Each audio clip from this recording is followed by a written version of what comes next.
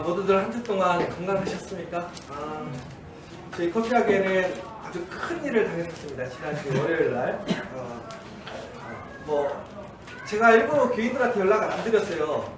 특별히 유창선 시장한테 연락하려다가 유창선 시장이 아프신데 전화하면 안 될 것 같아서 교육자들과 또 여기서 일하는 우리 호영이와 함께 저희가 모든 것을 처리했었는데 월요일 날 서울에 아주 어마어마하게 비가 내렸었잖아요. 그런데 참 감사한 거는 우리 교회에서 무슨 문제가 생기면 꼭 사람이 있을 때 생기더라고요. 이게 사람이 없을 때 생기면 큰 문제가 생기거든요. 그런데 예전에 우리 파이프, 그러니까 수도 파이프 2번 터졌을 때도 다 사람이 있을 때만 터졌고, 월요일날 결론적으로 무슨 일이 있었냐면 여기가 홍수가 났었습니다. 그 시간당 용산에 60mm 이상이 내려가지고 하수도가 물이 다 차는 바람에 옆에 건물은 지하실이 물이 다 차가지고 소방차가 와가지고 물을 푸는 사건까지 터지고 온 동네가 난리가 난 거예요. 근데 저희는 하수도에서 역류는 하진 않았는데 이 뒤편에 이제 이 동사무소와 이 건물 사이에 길이 있는데 옥상에서 비가 다 저 바로 뒤편으로 쏟아지게 돼 있던 거죠. 저희가 지난번에 이 벽공사나 이런 걸 모든 걸 다 너무나 잘 해놓다 보니까 비가 막 쏟아지니까 원래는 이게 다 흘러 들어왔어야 되는데 들어오지 못하고 안에서 수영장이 된 거예요. 그러니까 물이 너무 많이 쏟아지니까 밑에 하수도가 있는데 그 하수도가 용량을 감당하지 못하니까 이 물이 뒤에서 수도처럼 쌓인 거예요. 근데 저희는 낮에부터 계속 여기 있다가 저녁에 이제 집에 가려고 준비하는 순간이었거든요. 그런데 막 그때에 그 수영장이 범람을 한 거죠. 왜냐면 뭐 지금 꼭대기까지 올라갈 수는 없잖아요. 이게 어느 정도 한계가 차면 어차피 넘쳐 흘러나가게 돼 있으니까. 근데 저희가 저기 뒤에를 얼마나 꼼꼼하게 해놨던지 저희 흔한 얘기로 저기 문이 2개가 있는데 뒤에 보면 하단 문까지 거기 입구까지 이제 물이 찬 거죠.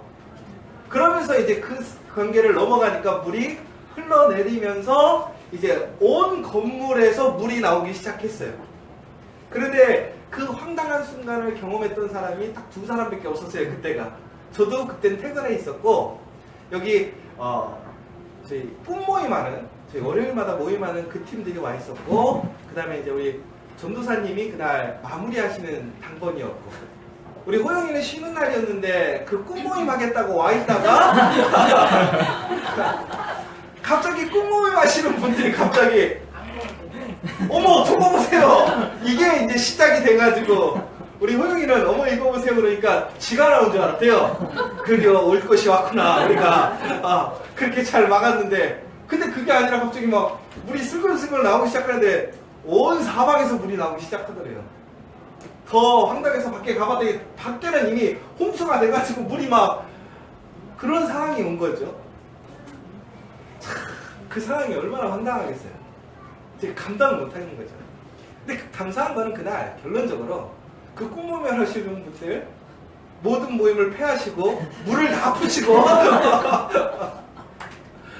그리고 우리 호영이 또 전사님 거기다 또 퇴근하고 있던 정석인 전사님 이렇게 오셔가지고 모든 물을 다 푸시고 짐을 다 끄집어내서 정리하시고 또 저도 참여하고 그 다음에 나머지 전사님들도 함께 해주셔서 저희가 그 순간을 아주 깔끔하게 새벽 2시까지 물 다 퍼내고 그 다음에 모든 정리를 다 했어요. 뒤에 가보시면 아주 새롭게 정리가 되어 있어요. 저희가 우스갯소리로 하나님이 대청소하라고 물청소하라고 하신 것 같다. 그래서 그날 그렇게 모든 일을 딱 끝내고 화요일날 아침에 딱 PT를 하는데 저희가 웃으면서 그 얘기를 했어요. 누가 이 사실을 믿겠느냐. 변한 게 없어요. 그 순간을 경험했던 사람들만 순간의 악몽이었죠. 그런데 감사했던 게 희한한 게 그날 그런 사태가 생기면 불평이 나오거나 욕이 나와야 되잖아요. 근데 제가 오면서 그 생각이 들었어요. 여기 와서 일을 막 하는데 막 짜증나는 게 아니라 너무 좋은 거예요. 왜 좋은 줄 아세요? 같이 일할 사람들이 있는 거야. 옛날에는 혼자였어요. 근데 너무나 일손이 많은 거죠. 함께하는 사람이 있다는 게 너무나 좋은 거예요. 근데 이 이야기를 저만 한 게 아니라 슬기 교사님도 그랬어요. 오자마자 그랬대요. 야, 다행이다. 같이 할 수 있어서 다행이다. 그런데 신기한 게 모두가 다 그렇게 그 마음을 느끼는 거예요. 오히려 감사한 거예요. 즐거운 거예요. 고마운 거예요. 나중에 너무나 힘들다고 불평할 만한데 서로 수고했다고 너무나 감사한 거예요. 더 웃긴 건 뒤에 이제 그 물을 푸면서 물이 안 빠져서 결국에는 하수도를 막힌 거를 손으로 다 퍼냈어요. 그런데 신기한 게 제가 평상시에 시키면 안 하거든요. 무시렁무시렁거리고 막 그러거든요. 시키지도 않는데 그 물속에 들어가고 손으로 다 빼는 거예요. 그러면서 참 신기한 거예요. 그래서 제가 느꼈어요. 우리 교인들이 왜 그럴까? 오늘 우리 성도들이 왜 이렇게 기쁨으로 일을 했을까? 결론적인 것은 바로 우리가 성령의 은혜가 있기 때문입니다. 오늘 그 말씀을 같이 보려고 해요. 성령이 함께하는 사람은 다르다. 성령이 함께하면 같은 상황, 같은 문제이지만 오히려 그것이 은혜와 기쁨이에요. 감사가 되는 거예요. 제가 이 신앙생활을 하면서 제일 안타까운 게 뭐냐면 오랜 신앙생활을 했는데 기쁘지 않은 거예요. 문제가 해결되지 않는 거예요. 여러분들 가끔씩 이런 생각해보지 않으세요? 거울을 보면서 저도 가끔씩은 나 정도면 괜찮지 않아? 이런 생각 안 해보세요? 이석준 선생님도 거울 보면서 나 정도면 괜찮지 않아? 이런 생각 안 해요? 나 같은 남편이 어딨어? 이런 생각 다 한단 말이죠, 남자들은. 여자들이 보면 형편없겠지만 이해를 못 하겠는 거죠. 왜 나한테 이렇게 불평불만이 많은지, 남자들은. 또 우리 가게, 회사를 보면 부족한 게 없는 것 같은데 왜 안 되는 거야? 더 나아가서 나는 정말 하나님 믿은 지 연수로 보자면 10년 이상 됐어. 내가 그렇다고 주의를 빠지는 것도 아니고 내가 헌금을 안 하는 것도 아니고 그렇다고 내가 누구한테 막 욕을 하거나 막 불쾌하게 하는 것도 아닌데 왜 내 인생이 발전이 없는 거야? 왜 내 인생이 강력하지 못한 거지? 이런 생각하실 때 있잖아요. 이유가 있더라는 거예요. 왜? 바로 성령의 임재하심. 우리가 신학적인 용어로 하자면 성령 세례, 성령의 충만함을 우리가 경험하지 못했기 때문입니다. 여러분, 우리가 이 성령 세례라고 하는 것, 성령의 충만함을 받는다는 것은 신학적으로 보면 두 가지의 견해가 있어요. 뭐냐면 첫 번째는 우리가 예수님을 믿음으로 인해서 그 바로 성령의 임재를 받는다. 성령의 능력을 경험한다. 이것이 바로 한 가지의 방향이고요. 또 하나의 방향은 그렇지 않다. 우리가 구원받은 중생의 경험과 성령 세례, 성령의 충만함은 다르다. 바로 성령의 그 세례는 구원함 이후에 오는 것이고 구원받았다고 해서 성령 세례를 충만함을 경험하는 것은 아니다라고 얘기하는 것이 두 번째 견해예요. 그럼 우리가 보편적으로 얘기하는 첫 번째 견해, 어느 교단에서 얘기를 하느냐? 개혁적 혹은 장로교 쪽에서 얘기를 합니다. 그리고 우리 두 번째 이야기는 우리 성결교회, 감리교회, 오순절 쪽. 그리고 또 이제 뭐 장로교 쪽에서도 우리의 견해에 동의하는 데가 있어요. 그럼 이제 뭐가 중요하냐? 뭐 이렇게 얘기할 수는 없겠지만 저희는 성결교회이니까 그 성결교회에서 이해하는 성령 세례가 무엇인지에 대해서 저는 이야기를 할 것입니다. 그런데 여러분, 결론적으로 얘기하자면 우리 성령의 이 세례라고 하는 것은, 성령 충만함이라고 하는 것은 내가 예수를 믿었다고 해서 바로 주어지는 것이 아니라는 거예요. 성경에서 보시면 그 근거를 찾을 수가 있는데, 여러분, 오순절 사건 이후에 그러면 모든 사람들이 예수를 믿으면 그날로 성령을 받아야 되는데 그렇지 않더라는 거죠. 보면 예수를 믿었지만 성령의 은혜를 경험하지 못했다고 이야기가 나오고 있어요. 그리고 그들이 기도함으로 성령 세례를 받고 그들의 삶이 변화되고 그들이 사명을 감당하는 걸 보게 됩니다.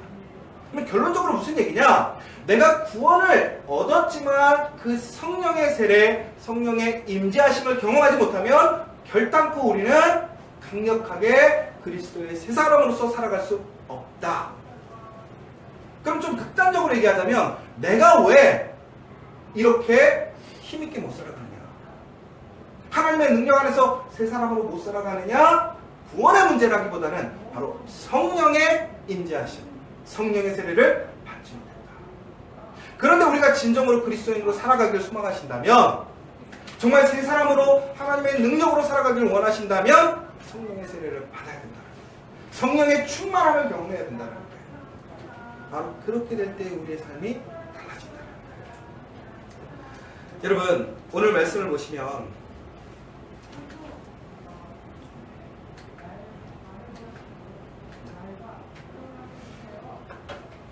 예수님이라는 분이 이제 중앙 무대로 나오시게 됩니다.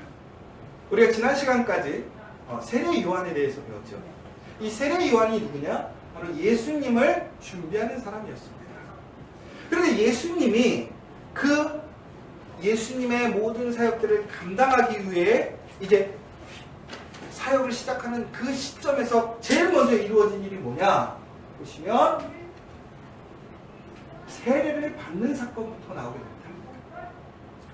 요한이 또 증언하여 이르되 내가 보면 성령의 비를 그의 하늘로부터 내려와서 그의 위에 머물렀더라. 여러분, 우리가 정말 가장 좋은 필드에서 뛰기를 원해요. 야구를 치자면 마이너리그가 있고 메이저리그가 있어요. 모든 야구 선수의 꿈이 뭐예요? 어디서 뛰는 게 꿈이에요? 메이저리그에서 뛰는 거예요. 연극하는 사람들, 소극장에서 연극하는 사람이 있고 카네기홀에서 연극하는 사람이 있어요. 대부분의 사람들, 연극하는 사람들의 소망이 뭐예요? 그 카네기홀에서 연극하는 게 소망이에요. 마찬가지예요. 우리는 마이너로보다는 메인, 본무대에서 뛰고 싶어 합니다. 그런데 그 본무대로 나아가기 위해서는 어떻게 해야 되느냐? 능력이 돼야 되는 거예요. 자격이 돼야 되는 거예요. 아무나 원한다고 그 본무대에 띄워주지 않아요. 그럼 우리가 예수를 믿음으로, 하나님을 믿음으로 우리가 이제 하나님께서 세우신 이 모든 세상 가운데 주인공으로 가장 강력한 청지기로서 하나님께 위임받은 사람으로서 살아가기 위해서 주어져 있는 우리가 필요한 자격이 뭐냐 이거예요. 다 예수 믿잖아요. 그런데 왜 어떤 사람은 예수 믿는데 정말 하나님 앞에서 강력하게 살아가는 사람이 있는 반면 어떤 사람은 살지 못하는 이유가 뭐냐? 결국은 성령의 충만함이 없다. 성령의 임재가 없다. 고로 여러분 성령을 사모하십시오. 예수님도 그의 사역을 시작하기에 앞서서 말씀이신 예수님, 하나님이신 예수님, 그 예수님마저도 하나님께서 이 땅에 그의 사역을 시작하기에 앞서서 그에게 무엇을 주셨냐면 성령을 주셨다는 거예요. 예수님도 성령의 임재하심으로 이 땅에서 그 사역을 시작하셨다는 것은 너무나 중요한 사실이에요. 하물며 우리는 예수를 믿는 사람이에요. 예수 믿는 사람이 성령의 임재함이 없다, 성령의 충만함이 없다. 결국은 전쟁에 나가는 군인이 총을 갖고 나가지 않는 거예요. 그러니까 전투에서 싸울 수가 없는 거예요. 자신감이 없는 거예요. 왜? 전쟁터에서 무기가 없는데 어떻게 싸우겠어요? 예수님께서는 우리가 이 세상에서 강력하게 살아갈 수 있는 무기를 주셨어요. 힘을 주셨어요. 그것이 무엇이냐? 바로 성령이라는 거예요. 그러므로 여러분, 비상을 원하십니까? 여러분의 낭만을 돌파하기를 원하십니까?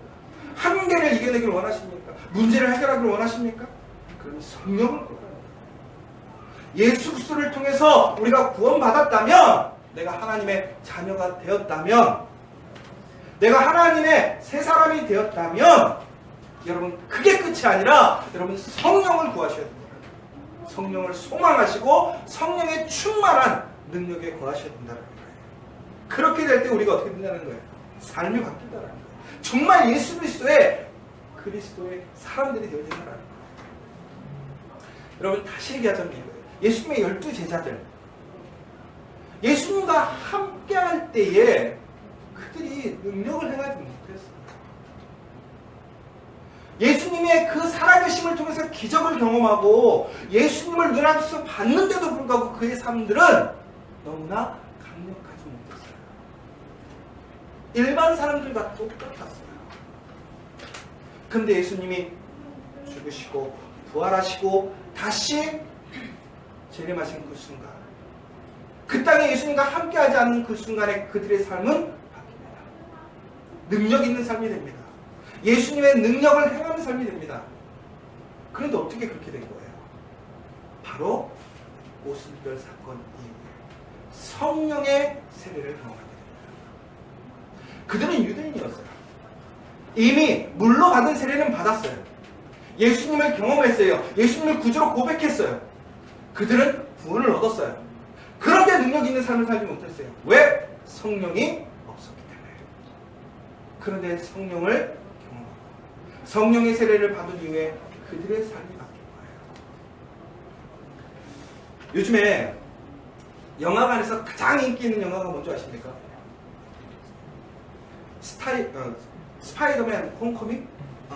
이게 스파이더맨 영화인데 그 스파이더맨에 대한 그 이야기가 참 재밌더라고요. 개봉 첫날 54만 명이 봤대요. 야, 교회를 54만 명이 이렇게 하루에 보면 얼마나 감동이 되겠어요. 그런데 이 스파이더맨이 왜 이렇게 인기인가? 근데 이게 아주 진기록이 있더라고요. 뭐냐면 이 스파이더맨은 보통 우리가 영화를 한 편을 만들어서 다시 그 영화를 만들려면 보통 10년에서 20년 정도가 지나야 같은 영화를 만든대요. 그런데 이 스파이더맨이라는 영화가 2012년인가 하여튼 초반기에 만들어졌을 때에 그 영화가 공전의 히트를 치고 나서 얼마 있다가 다시 스파이더맨이 같은 내용의 같은 모습으로 만들어지는지 아십니까? 바로 2년 후에 주인공 배역만 바뀌고 감독만 바뀌어서 같은 내용으로 2년 후에 또 만들어졌다는 거예요. 그럼 여러분들 같은 그 스파이더맨 보시겠어요? 안 보시겠어요? 안 보죠? 대박 났어요. 그런데 또 스파이더맨 영화가 또 나온 거예요. 주제는 매한 가지. 그런데 첫날에 몇 만이 봤다고요? 54만 명이. 그럼 왜 사람들이 스파이더맨에 이렇게 호응을 하는 걸까? 이제 영화 평론가가 이 얘기를 해줬어요. 제가 이제 그걸 들었는데 왜 그런가 했더니 스파이더맨은 일반 히어로하고 다르대요. 왜냐면 이제 여러분이 잘 아시겠지만 스파이더맨 내용은 실험실에서 탈출한 그 거미, 그 방사선에 노출된 거미가 주인공을 무는 바람에 그 방사선의 능력이 그 소년에게 들어가는 거죠. 그래가지고 예상치 않는 힘을 얻으면서 이렇게 사회에 정의를 행하는 모습들을 보게 됩니다. 그런데 여기서 아주 아이러니한 게 뭐냐? 모든 주인공들은 히어로가 되면 그날부터 그들의 삶이 달라진다. 그런데 스파이더맨은 힘을 얻었는데 되게 연약하게 살아요. 생활고에 쩌들어 살고 맨날 부모님한테 혼나고. 그러니까 사람들이 무슨 생각을 하냐면 다른 히어로들은 나와 다른 사람인데 스파이더맨은 나 같은 사람이에요. 결국은 무슨 얘기예요? 스파이더맨은 진짜 있을 법한 것 같은 거예요. 그 스파이더맨은 이해가 되는 거예요. 그러니까 나도 스파이더맨이 되었으면 좋겠다. 많은 사람들이 보면요, 되게 재밌는 게 이 얘기를 하는 거예요. 헐크가 되고 싶어하는 사람은 없대요. 왜? 안 된다고 생각하는 거예요. 그런데 스파이더맨은 되고 싶다는 거예요. 왜? 나하고 똑같거든. 힘만 얻으면 되는 거야. 바로 여기서 중요한 거예요, 여러분. 그럼 우리도 거미한테만 물리면 인생이 바뀌느냐? 그게 아니라 우리에겐 더 놀라운 사건이 있다는 거죠. 모든 사람들에게 누구나 스파이더맨이 가지고 있는 그 힘보다 더 강력한 놀라운 성령의 힘을 우리는 소유할 수 있다는 거예요. 예수를 믿고 성령을 구하면 스파이더맨은 허구예요. 절대로 이루어질 수 없는 일이에요. 그러나 예수를 믿고 성령을 구하면 우리는 스파이더맨보다 더 강력한 그 힘을 경험할 수 있다. 여러분, 이것을 소망하셔야 된다는 거예요. 그런데 여러분, 아이러니한 사실이 뭔지 아십니까? 예수님께서 이 땅에 오셔서 그 성령의 임재하심을 경험해서 그 사역을 시작하는데, 이 세례 요한이라는 사람이 예수님과 사촌 관계잖아요. 그리고 그 일화가 이미 잘 나와 있잖아요. 그렇죠? 그런데 이 요한이 뭐라고 그랬냐면, 나도 그를 알지 못했다. 이거 되게 재밌는 얘기예요. 세례 요한이 예수님이 하나님의 아들인 거를, 메시아인 거를 나도 몰랐다, 이 얘기를 하는 거예요. 이게 무슨 얘기일까요? 다시 얘기하자면, 이 세례 요한은 이미 그가 태어나기 전부터 그는 아주 특별하게 태어난 사실을 많은 사람들에게 들었을 거예요. 더 나아가서 이 예수님이 마리아를 통해서 태어난 그 사건들, 더 나아가서 자기의 사역이 무엇인지도 알고 있었어요.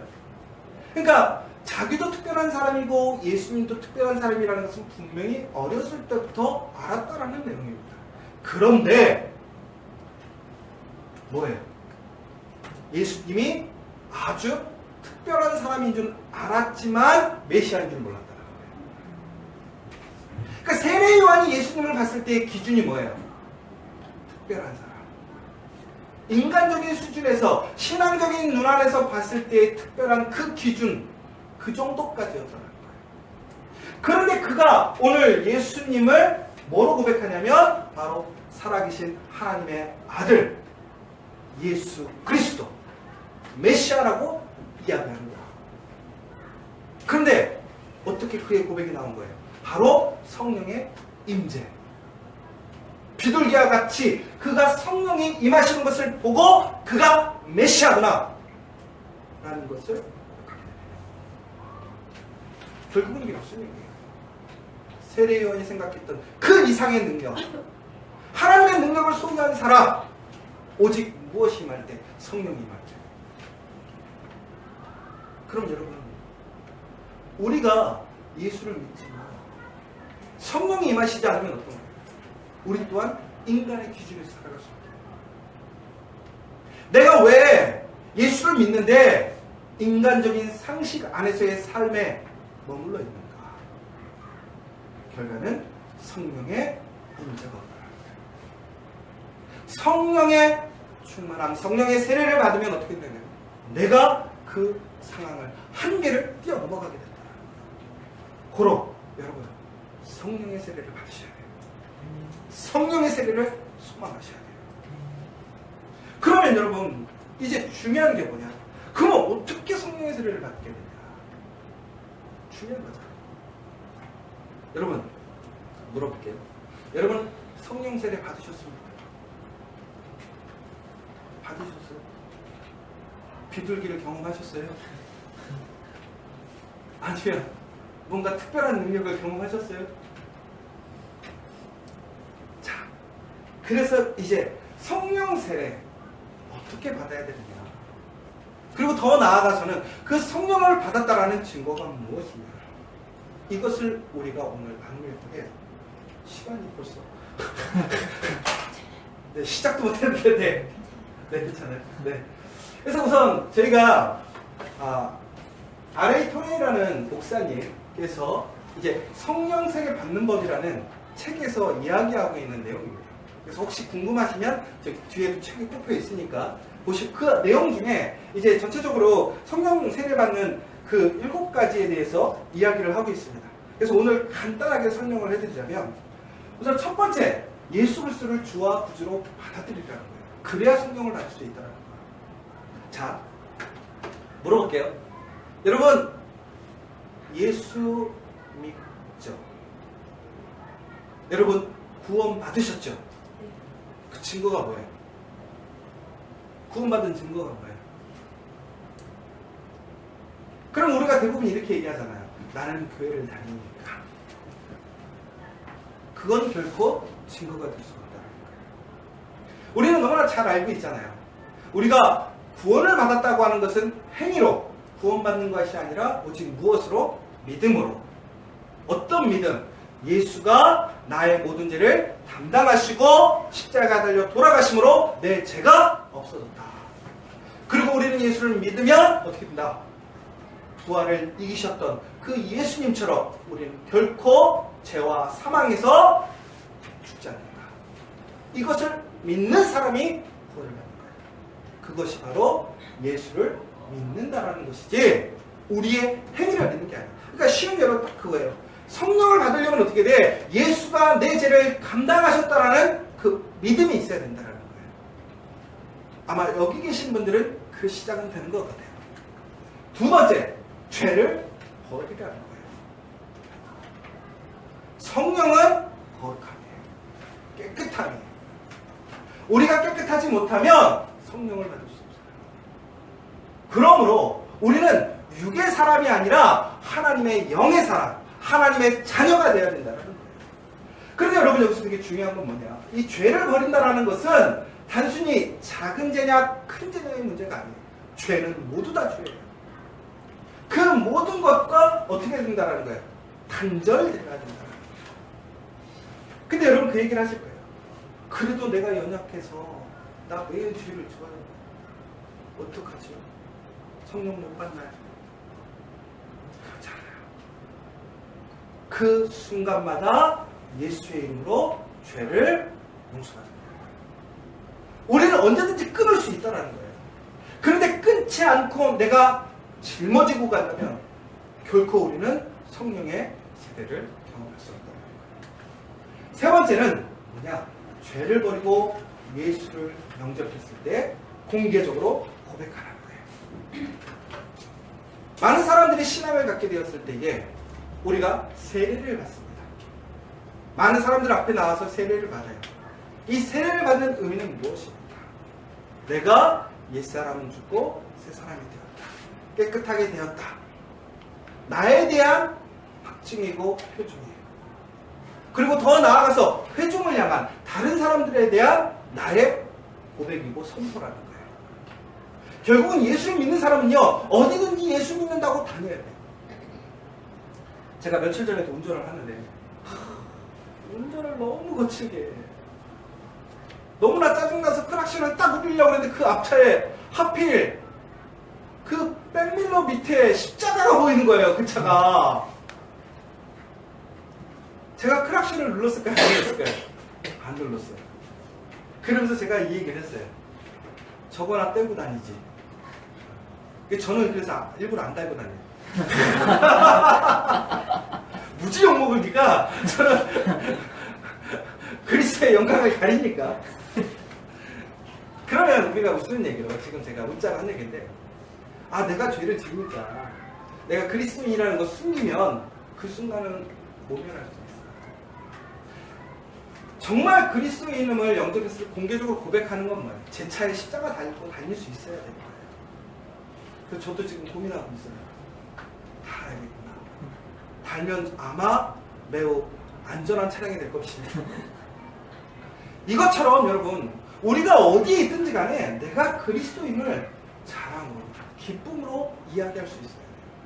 그러지 않으면 결코 우리는 성령을 경험할 수 없다.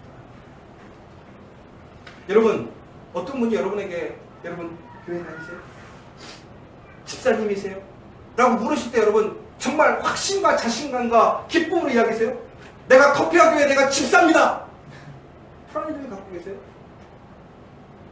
그게 있어야 된다. 그렇지 않으면 성령을 경험할 수 없다. 네 번째, 이게 정말 중요해요. 하나님께 온전히 순종하라. 사도행전 5장 32절에 보면 이렇게 나와 있어요. 우리는 이 일의 증인이요, 하나님이 자기를 순종하는 사람들에게 주신 성령도 그러하니라. 성령을 누구에게 주신다고요? 순종하는 사람. 하나님의 말씀에 순종하는 사람들에게 하나님은 성령을 주신다. 여러분, 우리가 이 순종이라는 것을 구약의 예로 들어보자면 번제의 예를 들 수가 있다고 합니다. 우리가 구약에서는 하나님께 제사를 드립니다. 제물을 드려서 그것을 태워드리며 하나님께서 그것을 받으십니다. 그런데 그 제물을 드릴 때 우리가 어떻게 드리냐면 하나님께서 말씀하신 것을 전적으로 올려드려야 그 제사가 성립이 되는 거예요. 하나님이 원하시는 방법, 하나님이 우리에게 일러주신 그 절차대로 제사를 드려야 하나님께서 제사를 받지, 다른 제물 혹은 감하거나 더하거나 그러면 제사를 받지 않으신다. 결국 이게 무슨 얘기예요? 우리가 하나님의 말씀으로 우리의 삶을 전적으로 하나님께 드리지 않으면 하나님은 어떻게 하실 거예요? 받지 않으실 거예요. 내가 전적으로 드린다고 하는 것이 결국은 그것이 순종이라는 거예요. 그런데 여러분 어떠세요? 하나님, 내가 다 드릴 수 있는데 이것만은 안 돼요. 그러면 그 제사는 성립이 되는 거 아니에요? 안 되는 거예요. 그것은 순종인가요? 아닌가요? 순종이 아니에요. 그래서 우리는 성령을 경험하지 못하는 거예요. 여러분 선택하십시오. 정말 순종해서 성령을 경험하고 성령의 능력으로 살아갈 것인지, 아니면 지금 나의 모습처럼 지금 이 상태로 그대로 살다 죽을 것인지 선택하십시오. 다섯 번째로는 성령 세례를 간절히 원하라. 여러분 여기서 되게 중요한 의미가 있어요. 하나님도 원하는 사람에게 주세요. 소망하는 사람에게 주세요. 간절히 간구하는 사람들에게 주세요. 그러면 우리가 뭐 하잖아요? 구하고 찾고 두드리라. 그럼 무엇을 구하고 무엇을 찾고 무엇을 두드려야 되느냐? 성령 받기를 소망하십니다. 목마른 사람이 물을 찾아라. 목마른 사람이 물을 얻을 수 있어요. 여러분 무엇 때문에 지금 갈급해 하십니까? 무엇을 목말라 하시고 무엇을 찾으십니까? 여러분 어떤 것보다 먼저 성령의 세례를 구하십니다. 성령의 은혜를 구하십니다. 그래야 우리의 삶의 문제가 해결돼요. 그 난관을 극복할 수 있고요. 지금의 수준에서 뛰어넘는 정말 하나님의 그 본무대로 나갈 수 있는 여러분들이 되실 수 있다. 여러분이 그러게 되길 원해요. 우리 커피아 교회가, 우리 지저스 처치가 그 성령의 교회가 되길 원해요. 여러분들이 그 모습의 증인이 됩니다. 그러기 위해서 구체적으로 기도하는 거예요. 하나님께서는 할지라도 좋은 것을 자식에게 줄 줄 알거든 하물며 너희 하늘 아버지께서 구하는 자에게 성령을 주시지 않겠느냐. 이거 되게 중요한 거예요. 좋은 것을 자식에게 주신다고 했어요. 구하는 자에게 주시는데, 구하는 것을 주시는 게 아니라 뭘 주신다고요? 성령을 주신다는 거예요. 왜? 그 성령이 그 문제의 키라는 거예요. 여러분 극단적으로 얘기하자면 거예요. 여러분 그 문제에 어떤 답이 필요할 거예요. 해결책이 필요할 거예요. 그러면 뭘 구해야 된다는 거예요? 성령을 구하라. 성령을 주신다고 하셨습니다. 정말 지금 내 상황이 정말 뭘 해야 될지 몰라. 난감해, 어려워. 그러면 여러분 이렇게 구하십시오. 하나님 성령을 주십시오. 하나님 성령으로 나를 이끌어 주십시오. 그런 문제가 해결되는 거예요. 지금 어떻게 해야 될지 결정이 안 서죠. 내가 가야 되는지 멈춰야 되는지, 내가 지금 사야 되는지 말아야 되는지 어려우시죠? 성령을 구하시라. 성령께서 여러분을 인도하실 줄 내십시오. 마지막으로 제일 중요한 게 믿으라는 거예요. 믿으라. 여러분 성령으로 여러분이 인도함을 받는다는 걸 믿으셔야 돼요. 성령이 여러분의 그 문제를 해결한다는 걸 믿으셔야 돼요. 성령이 하나님께서 함께 하신다는 것을 믿으셔야 돼요. 그러면 어떻게 되느냐? 우리는 성령 받을 수 있다는 거예요. 자, 여러분은 지금 성령의 임재하심이 있습니다. 성령 세례 받으셨습니다. 그럼 그 증거가 뭐냐? 이게 제일 중요한 거예요. 그래서 보통 성경에서 얘기하기를 뭐라고 얘기하냐면 우리는 갈라디아에서 바로 성령의 열매를 통해서 이 사람이 성령을 받았는가 받지 않았는가를 객관적으로 우리는 확인해 볼 수 있다는 거예요. 갈라디아서 5장 22절 23절의 말씀을 보면 이렇게 나와 있습니다. 오직 성령의 열매는 사랑과 희락과 화평과 오래 참음과 자비와 양성과 충성과 온유와 절제니 이 같은 것을 금지할 법이 없느니라. 결국은 우리가 성령 세례를 받았어. 예수 그리스도를 믿음으로 인하여 우리가 성령을 경험했어. 그러면 그 삶 속에 그의 성품이 변화된다는 거예요. 그 성품에 무엇이 나타나느냐? 방금 이야기한 성령의 열매가 나타나게 되어 있는데 이 성령의 열매는 단순히 한 가지 열매가 아니라 이 복합적인 열매들이 우리 삶 속에서 모두 다 드러나게 되어 있다는 거예요. 그러면 결국 어떻다는 거예요? 내가 성령 안에 있는 거구나. 그런데 내 안에 사랑이 없어, 희락이 없어, 화평이 없고 오래 참음이 없고 자비와 양성과 충성이 없어, 더 나아 온유와 절제와 같은 것이 없다. 나는 뭐 한 거예요? 성령의 임재하심. 여러분 바로 그때 애통해야 되는 거예요. 여러분 그 상황이 위기의 순간이라는 거예요. 왜? 내가 성령의 인도하심을 받지 못하는 거예요. 내가 무방비로 지금 전쟁터에 노출된 상태라는 거예요. 위급 상황이라는 거예요. 그런데 여러분 내 삶이 너무나 권고하고 어렵고 힘든데 그 와중에 나에게 사랑이 있어, 희락이 있어, 오래 참음과 자비와 양성과 충성과 온유와 절제가 내 안에 있다라는 그것이 확증이 된다면 여러분 소망하세요. 그 상황을 두려워하지 말라는 거예요. 그 문제를 어려워하지 마세요. 왜? 성령께서 여러분을 인도하십니다. 성령께서 여러분을 지키십니다. 고로 여러분 성령의 그 열매를 소망하십시오. 제가 아가페 사랑하면 그 밑에를 여러분들 읽으시는 거예요. 성령의 열매 9가지. 팀케로 목사님은 그래서 이 갈라디아서라는 것을 강해 설교하시면서 9가지를 압축해놨는데 뭐 전체적인 다 얘기는 아니고 이러한 것이 바로 그 열매구나. 그러면서 여러분들도 한번 자신을 좀 돌아보시면 좋겠고요. 이 책도 저기 꽂혀 있습니다. 더 필요하신 분은 읽어보시면 좋겠어요. 읽어보겠습니다. 성령의 열매 첫 번째 아가페 사랑. 그가 내게 들려질 것 때문에 아니라 그의 삶과 고유한 가치 때문에 섬기는 것을 말한다.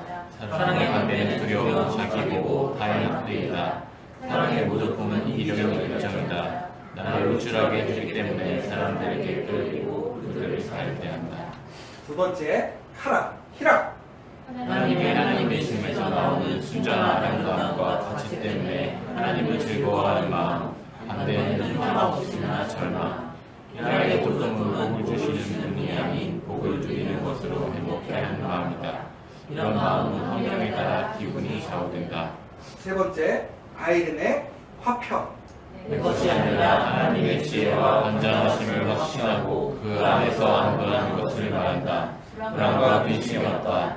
화평의 거짓 모양은 무엇에도 신경 쓰지 않는 무관심과 무심함이다. 네 번째 마크로투미아 인내. 분노하거나 불평하지 않고 공경을 가져야 수 있는 능력. 하나님과 타인을 향한 원망과 반대된다. 모조품으로는 맹소리 혹은 이런 걸 가지고 식에 관심 부족이 있다. 다섯 번째 크레스토테스 자비. 깊은 내적 안정감에서 비롯된 나를 낮추는 마음으로 타인들을 실제적으로 섬기는 능력을 말한다. 이것의 반대는 다른 사람의 기쁨을 함께할 수 없게 만드는 시기이다.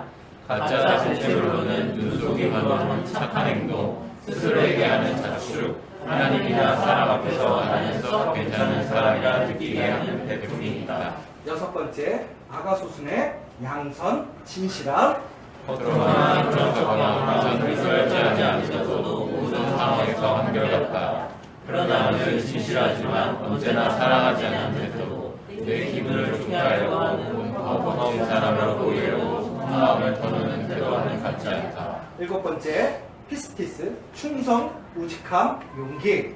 그 말이 믿을만하고 진실하다. 반대로는 기회주의자, 좋은 시절에만 친구 등이 있다.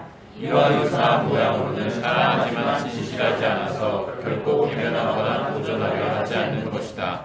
8번째, 프라우타스, 온유, 겸손, 자기이익을 초월함. 반면에 노아가 모든 상황이다. 겸손이 열등함과 다르다. 마지막, 에크라테이아, 절제. 충동적이거나 무절제하지 않고 시급한 것보다는 중요한 것을 추구할 수 있는 능력이다. 약간 충격적인 모조품으로는 교만의 바탕을 든 의지력, 내가 통제하고 있다고 느껴야 하는 마음이다. 여러분, 이 성령의 열매를 보시면서 여러분들이 헷갈리지 않아야 될 게 하나가 있거든요. 타고난 기질과 성령의 열매는 구별돼야 돼요. 이게 무슨 얘기냐면, 타고난 기질은 여러분이 지금 보신 9가지 열매 중에 분명히 여러분들 삶 속에, 여러분의 모습 속에 나타나는 부분이 있어요. 친절한 사람도 있고 절제를 잘하는 사람도 있어요. 그러나 이것이 단순히 소수의 그 부분들만 드러나 있다면 그것은 여러분의 기질인 것이 성령의 열매가 아니라는 거예요. 성령의 열매라는 것은 이 9가지가 복합적으로 여러분의 삶을 주관하고 삶 속에서 드러나야 된다는 거예요. 그렇지 않다면 여러분은 지금 성령의 충만함에 있지 못하다는 거예요. 고로 잊지 못하다면 소망하십시오. 기도하십시오. 그러면 하나님께서 그 사람에게 그 성령을 주시겠다고 약속하셨다. 결론적으로 그 폭풍을 치는 밤 속에 그 시간을 지나고 전사님들과 앉아서 이야기하고 보고 있는데 저는 그때 우리 교회가 성령 안에 있구나 느끼게 된 거예요.